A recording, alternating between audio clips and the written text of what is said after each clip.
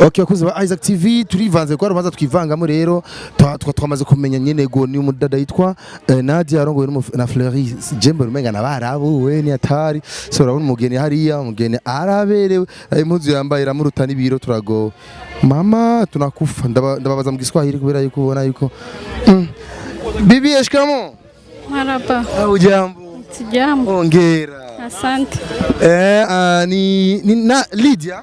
Yeah. Okay. Lydia, sina mambo mengi ya kuuliza lakini kwanza kabisa kupongeza. Nani amekuvika leo style? Style nimefika na bibi yangu. Bibi?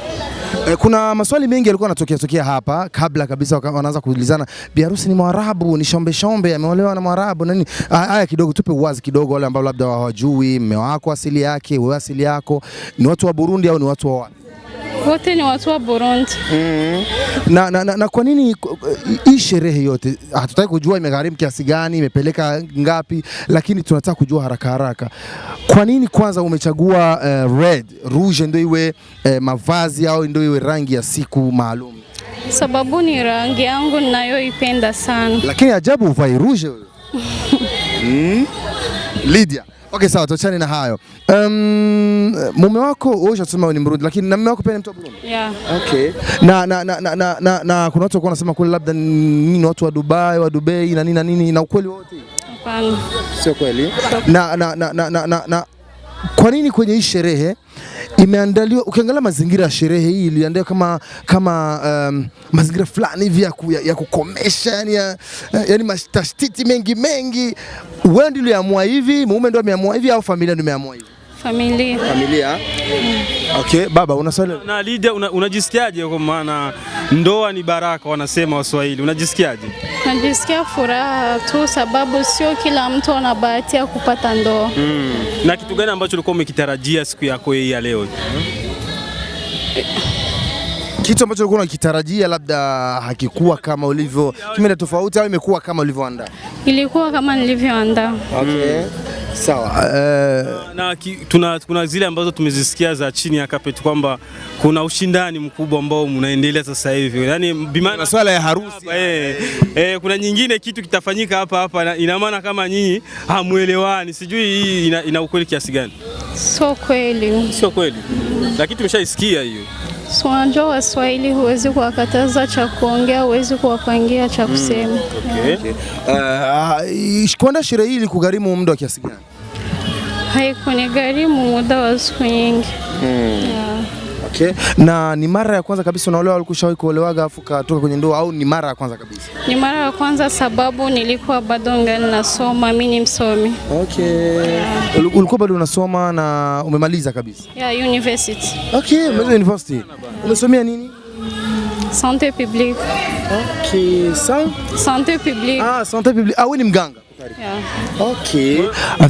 Sasa na kwenye upande wa elimu yako hiyo ambayo wewe umesoma mpaka umemaliza, tunajua tunafahamu kwamba miongoni mwa watu ambao wamemaliza mashule zao au wamesoma mpaka wamefikisha degree zile kubwa, huwa kwenye upande wa mahari wanakuwa kidogo wako bei. Sijui kwa upande wako msemeji yetu amefanyaje? Hiyo lazima.